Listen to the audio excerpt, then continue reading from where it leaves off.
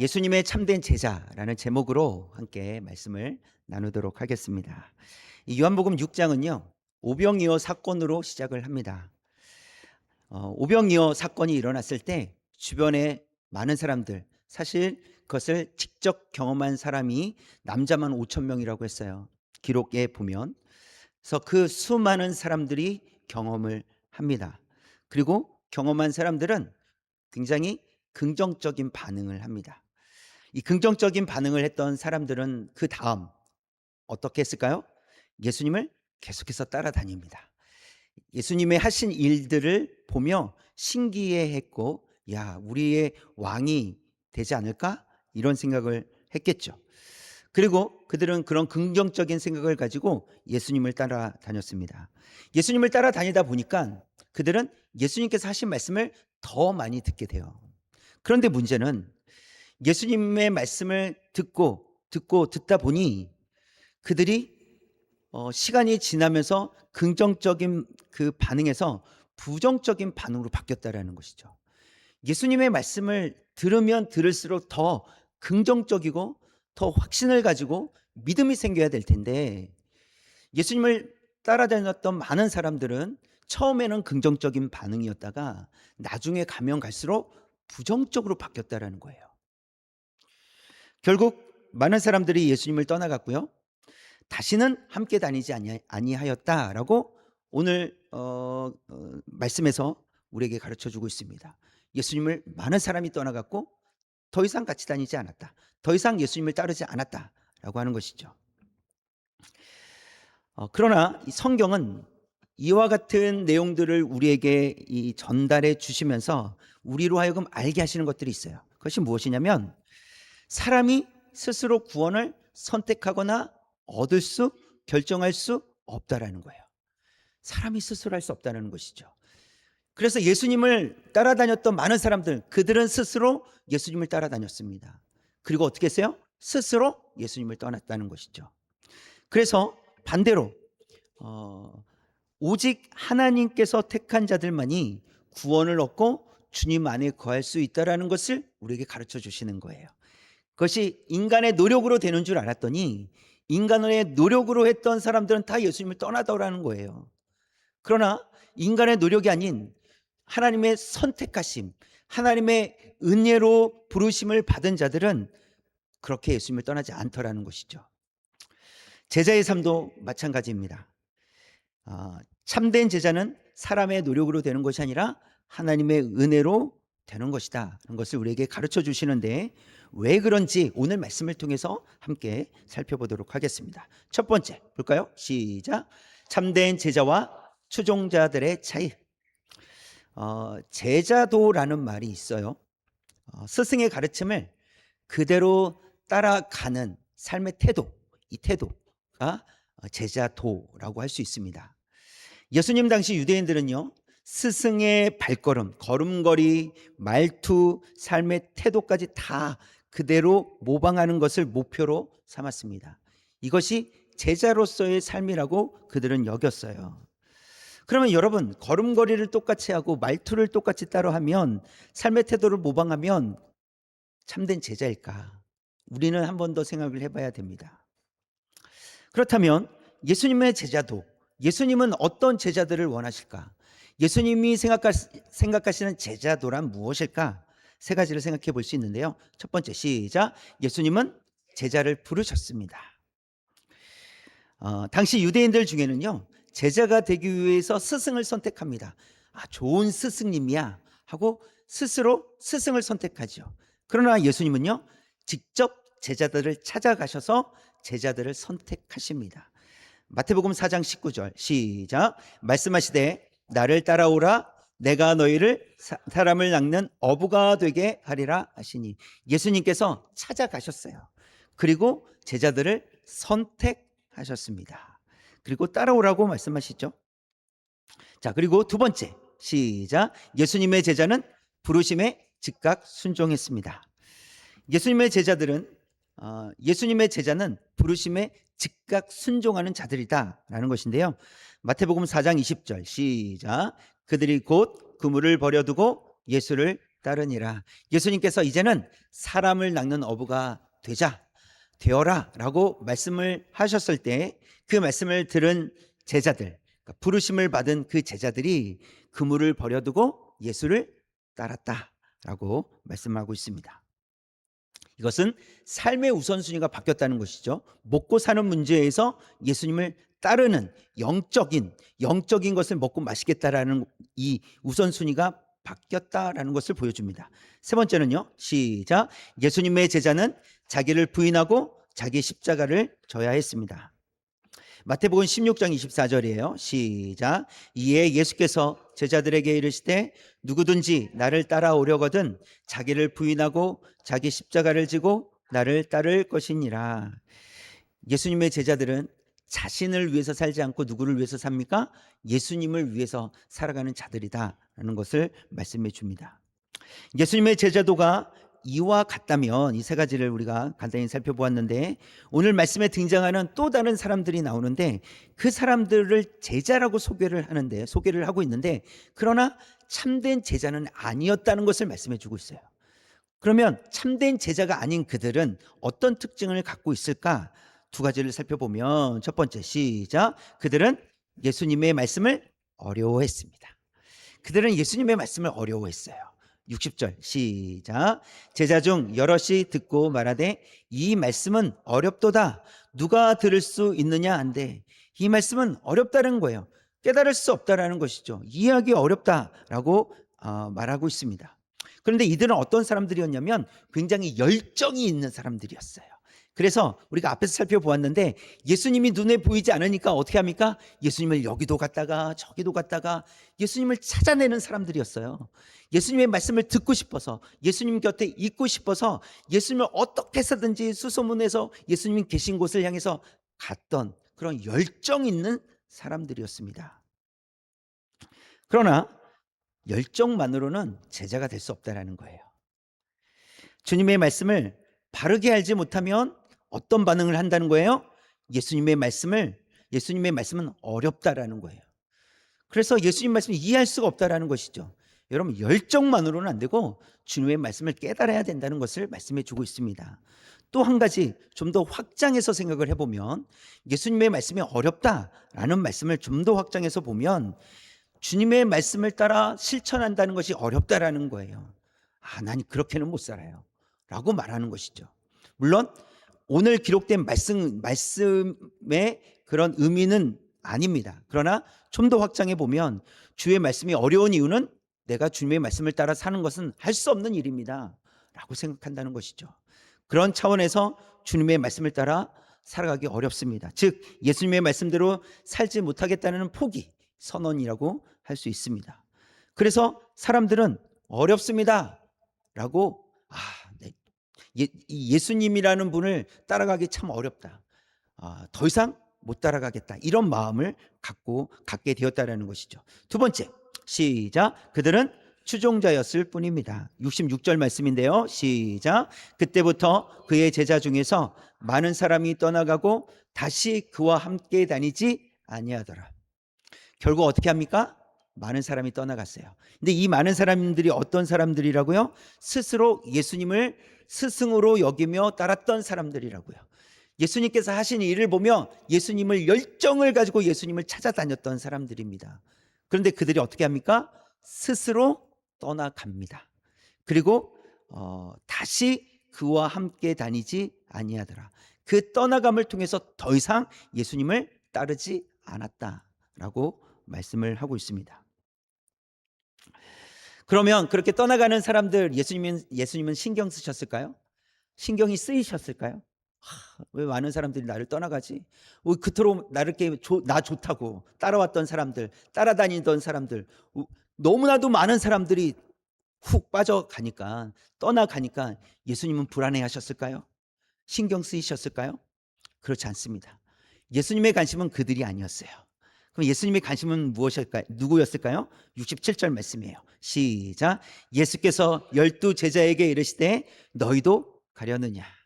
이 12 제자들은요 좀 달랐습니다. 왜냐하면 많은 사람들, 많은 사람들은 스스로 예수님을 따라다녔던 사람들이지만 12 제자는 예수님께서 세우신 제자들이었어요.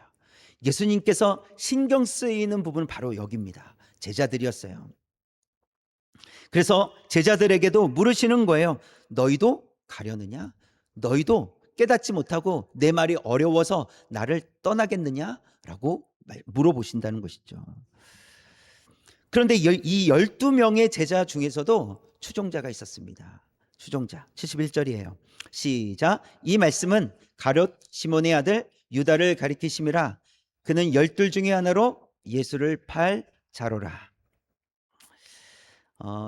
이 12명 예수님께서 부르신 자들이잖아요. 그런데 그 12명 중에도 추종자가 있었다.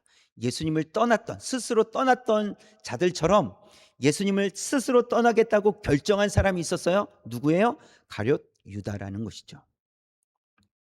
우리가 알 수 있는 사실은요, 여러분, 직분이나 소속이 구원을 보증해 주는 것이 아니라는 거예요. 예수님께서 택하신 제자잖아요. 그렇다고 해서 구원을 보증해 주지 않는다는 것이죠. 그렇기 때문에 예배를 드린다고 해서 구원을 얻는 것이 아니고, 직분을 받았다고 해서 구원을 얻은 것이 아니라는 것입니다. 기적을 경험했다고 구원을 얻은 것이 아니라는 거예요. 왜냐하면 이 모든 것들을 다 가룟 유다가 다 경험한 거예요. 그런데 그 가룟 유다가 예수님을 떠나잖아요. 그것도 스스로 결정을 합니다. 그리고 떠나갑니다. 그러면 왜 가룟 유다를 예수님은 세우셨을까? 그래서 우리는 이런 질문을 해볼 수 있죠. 아니, 그러면 좀 더 떠나지 않을 믿음 좋은 그런 제자를 세우셨으면 됐을 거 아닙니까? 왜 가룟 유다를 세우셨습니까? 이렇게 우리는 질문해 볼 수 있습니다. 충분히 그런 질문이 가능하죠. 그런데 이 질문에 대해서 우리는 좀 더 바꿔서 질문할 수 있어요. 어떻게 질문할 수 있냐면, 하나님, 아니, 누군가를 향해서 아담이 범죄할 줄 하나님이 아셨다면 안 만들었으면 되잖아요. 이렇게 질문할 수 있는 것이죠. 원천 차단. 그냥 처음부터 하나님 다 알고 계시는데 왜 그런 사람을 택하셨습니까? 왜 그런 사람을 만드셨어요? 안 만드시면 되죠. 선택을 안 하시면 되는 거 아닙니까? 그런데 이렇게 질문하다 보면 어떻게 되냐면 우리는 존재하지 않는다는 거예요. 아담이 존재하지 않으면 우리는 존재할 수 없는 거예요. 우리는 왜 지금 이런 생각을 합니까?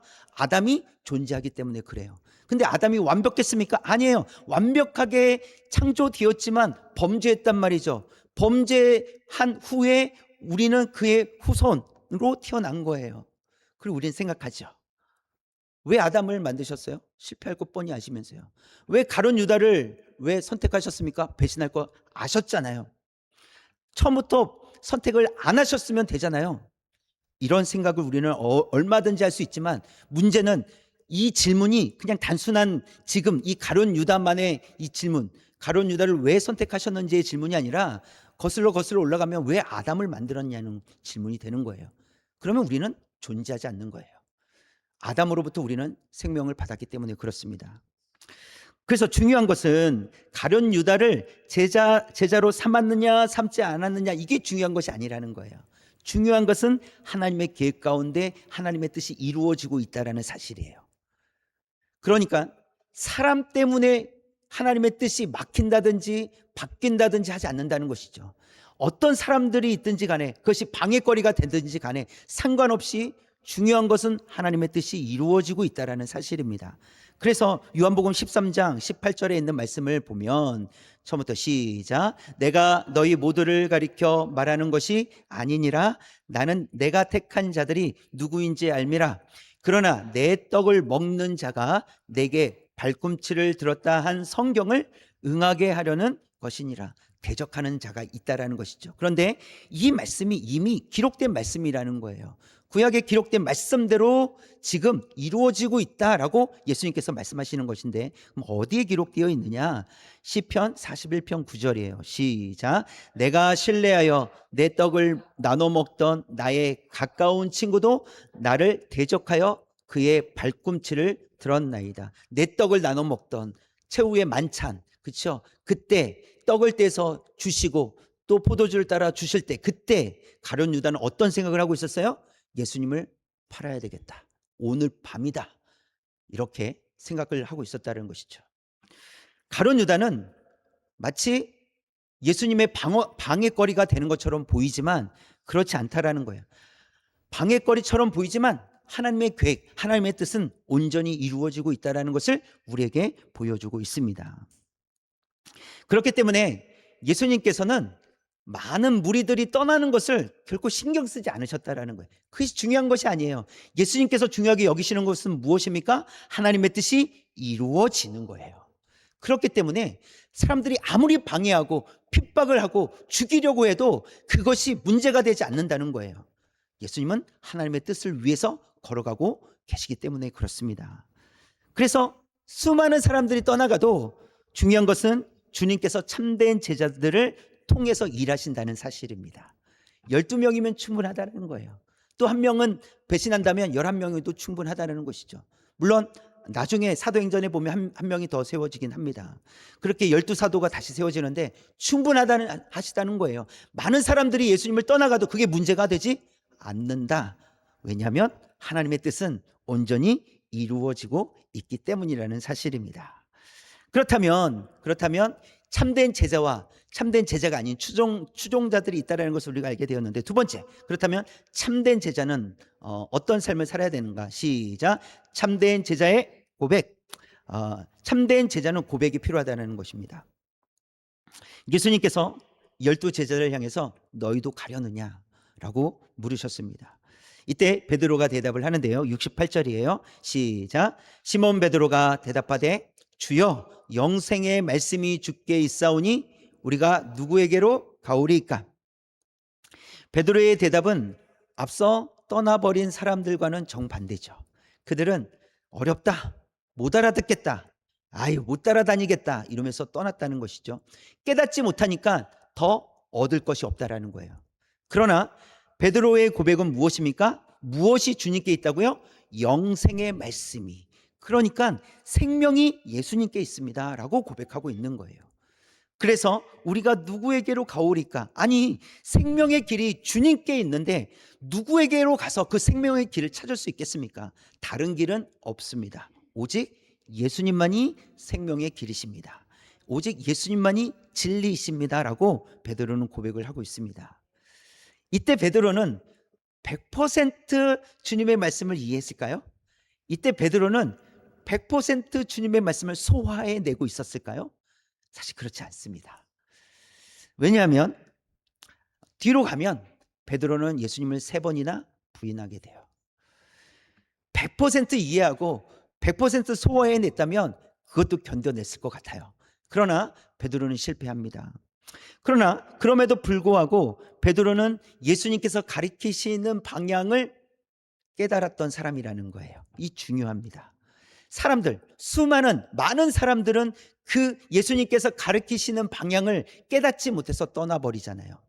그러나 베드로는 조금 부족했다 할지라도 떠나지 않습니다. 왜냐하면 예수님께서 가르치시는 그 방향, 생명, 영생, 진리를 그 가르치시는 방향을 바라볼 수 있었기 때문이라는 사실입니다. 곧이어 베드로는 더 적극적으로 이제 고백을 하는데요. 69절이에요. 시작. 우리가 주는 하나님의 거룩하신 자이신 줄 믿고 알았사옵나이다. 마태복음에서는요 이렇게 고백을 하죠. 주는 그리스도시요 살아계신 하나님의 아들이십니다. 이렇게 고백을 합니다. 유대인들은요 살아계신 하나님의 아들이십니다라고 고백하는 의미가 곧 하나님이십니다. 이걸 알고 고백하는 거예요. 유대인들은. 그래서 하나님의 아들이십니다라고 하는 것은 곧 주님이 하나님이십니다. 예수님이 하나님이십니다라고 고백하는 것입니다. 그래서 우리가 주는 하나님의 거룩하신 자이신 줄 믿고라고 이렇게 고백을 하고 있잖아요. 즉 예수님이 하나님이신 줄 믿습니다라는 베드로의 고백이라는 것입니다. 예수님은 베드로의 신앙 고백을 듣고 이렇게 말씀하셨어요. 이를 알게 하신 이는 하늘에 계신 내 아버지시니라, 이렇게 말씀을 하셨어요. 베드로가 깨달은 거예요? 하나님께서 가르쳐 주신 거예요? 하나님께서 가르쳐 주신 거예요. 그래서 믿음은 하나님의 은혜라는 거예요. 이것을 깨달았다라는 것, 100%다 소화해내지 못해도 그 길을 보고 그 길을 따라갈 수 있는 것은 하나님의 은혜라는 사실입니다. 그래서 베드로의 신앙 고백은 베드로가 알고 있었던 것 이상의 것이에요. 이상의 의미가 있는 거예요. 충분히 깨달지 못했지만, 충분히 소화해낼 수는 없었지만 하나님께서 베드로에게 깨닫게 해주신 그런 고백이죠. 그리고 진리가 예수님께 있다. 그리고 예수님이 곧 하나님이시다. 이 진리를 깨닫게 해주셨다는 것입니다. 베드로는 분명 예수님을 떠날 수 없는 이유를 지금 말하고 있는 겁니다. 떠날 수 없습니다. 왜냐하면 생명의 길이 주님께만 있기 때문입니다. 이렇게 고백을 하고 있습니다. 그러나 떠난 사람들은요, 이런 고백이 없었다는 것이죠.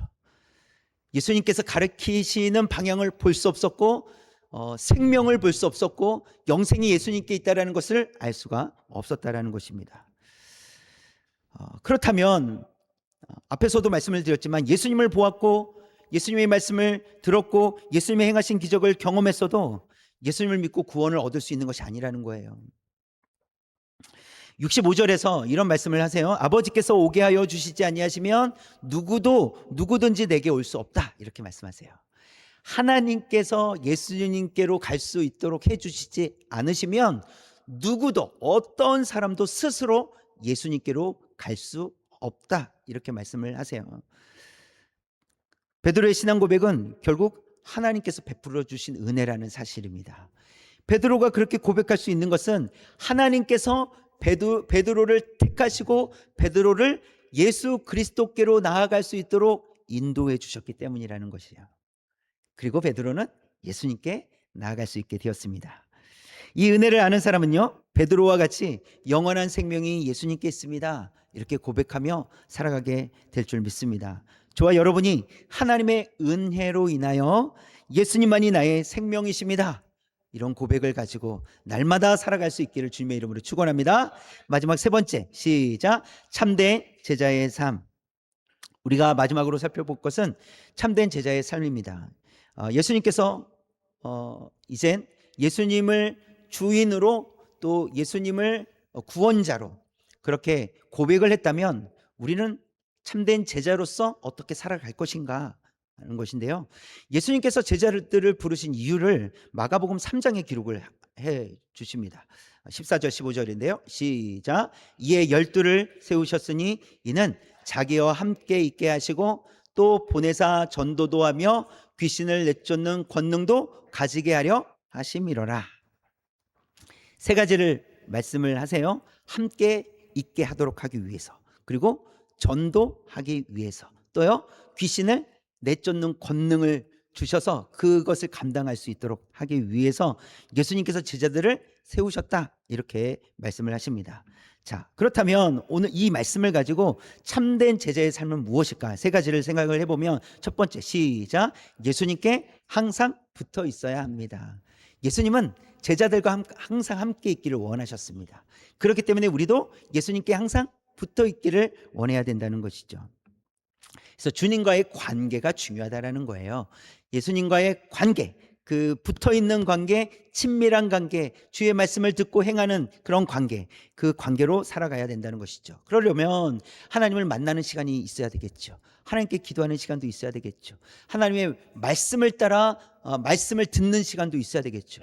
그러니까 하나님의 말씀을 따라 살아가는 시간, 하나님의 말씀을 곱씹는 시간, 그렇게 주님과 함께 머무르는 시간이 우리에게 필요하다, 그런 의미로서 예수님께 항상 붙어 있어야 된다는 것입니다. 두 번째는요, 시작. 예수님에 대해서 말해야 됩니다. 예수님은 제자들을 세우신 이유가 전도도 하기 위해서였어요. 전도하기 위해서. 그래서 예수님에 대해서 우리는 말해야 되는데요, 내가 아는 예수님을 말하는 것이 복음의 시작이에요. 내가 아는 예수님을 말하는 거예요. 성경에 기록된 예수님을 우리가 말해야 되는데, 먼저는 예수님이 어떤 분이신지를 성경을 통해서 안 것, 그리고 경험을 통해서 알게 된 것, 그것을 우리가 소화해낸 예수님, 우리가 알게 된 예수님을 말하는 것, 그것이 복음의 시작이라는 것이죠. 너무 어렵게 성경을 펴놓고 성경에 대해서 말하지 않아도 예수님 때문에 내가 얼마나 행복한지, 예수님 때문에 어떤 감사가 있는지를 말하는 것에서부터 복음이 시작된다는 사실입니다.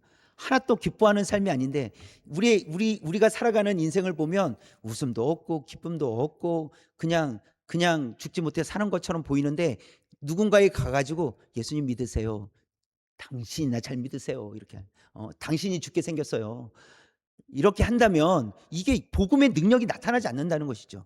그래서 아무리 우리가 똑똑해 가지고 말씀을 알고 예수님 믿으세요, 성경에 이런 기록들이 있어요 라고 말한다 할지라도 우리의 삶이 행복하지 않고 우리의 삶이 예수로 충만하지 않는다면 그것이 어떻게 능력으로 나타나겠냐는 거예요. 그렇기 때문에 먼저는 우리가 만난 예수님 때문에 행복한 거, 예수님 때문에 기쁜 거, 즐거운 거, 그것을 말하는 거예요. 이것이 복음의 시작이고, 그것이 더 예수님을 알고 싶다면 그때부터는 기록된 말씀을 조금씩 더 말해주면 되는 것이죠. 알도록 도와주면 되는 거예요. 그래서 중요한 것은 우리가 만난 예수님을 알게 하는 거예요. 여러분이 만난 예수님을 여러분 삶 가운데서 전할 수 있기를 원합니다. 나타낼 수 있기를 원합니다. 어떻게 해요? 웃음으로. 한번 웃어보세요. 웃음으로 우리의 삶에, 물론 억지로 웃는다고 되는 일은 아니지만 예수님 때문에 행복합니다, 이 고백을 가진다면 우리가 좀 더 나도 모르게 웃음이 나오고, 그렇죠?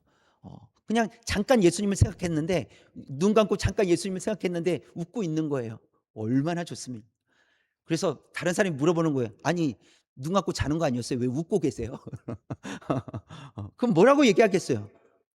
그냥 너무 좋아요, 이렇게 얘기하겠죠. 또는 네, 방금 예수님을 생각했는데 너무 좋았어요, 뭐 이렇게 얘기하겠죠. 그래서 여러분, 우리가 뭐 신학적으로 얘기해야 되고 성경적으로만 얘기해야 될 것이 아니라 우리의 삶 가운데 예수님으로 인해서 즐거우면 그 즐거운 예수님을 우리가 말하게 될 줄 믿습니다. 자, 세 번째, 시작. 영적 싸움을 해야 합니다. 그래서 예수님은 제자들에게 귀신을 내쫓는 권능도 주시겠다라고 말씀을 하십니다. 이건 영적 싸움을 얘기하는 거예요.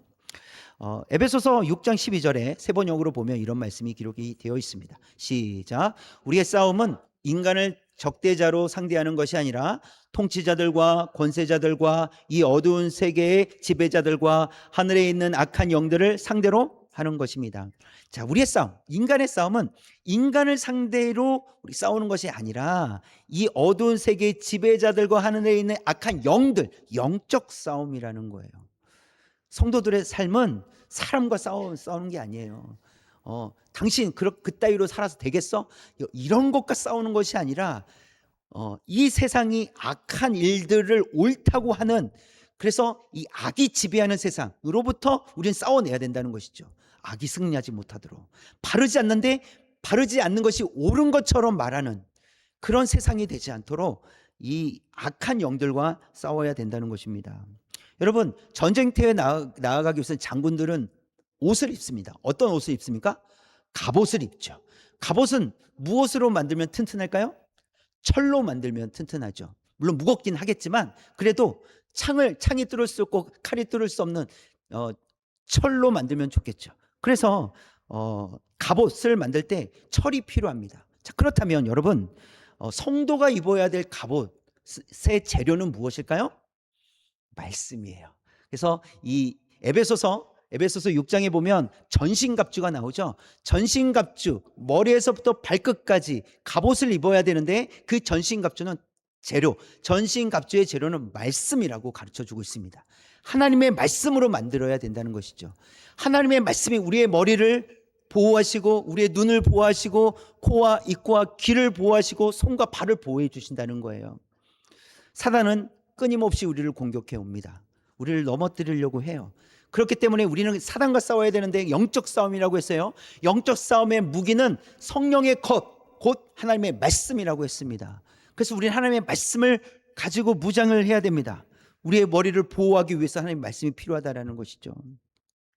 우리가 만지는 것, 발로 밟는 것, 모든 곳에서 하나님의 말씀으로 무장된 성도로 살아가야 된다는 것입니다. 이것이 참된 제자들의 삶이라는 거예요. 우리는 연약할 수밖에 없어요. 그러나 우리가 연약하기 때문에 우리는 갑옷을 입는 것입니다. 어떤 갑옷을요? 하나님의 말씀의 갑옷을 입는 거예요. 이것은 나의 능력이 아니라 이 갑옷의 능력이 있어요. 갑옷이 튼튼해서 나를 보호해주고 지켜주기도 합니다. 그 하나님의 말씀의 갑옷을 입고 영적 싸움에서 승리할 수 있는 저와 여러분 되시기를 주님의 이름으로 축원합니다.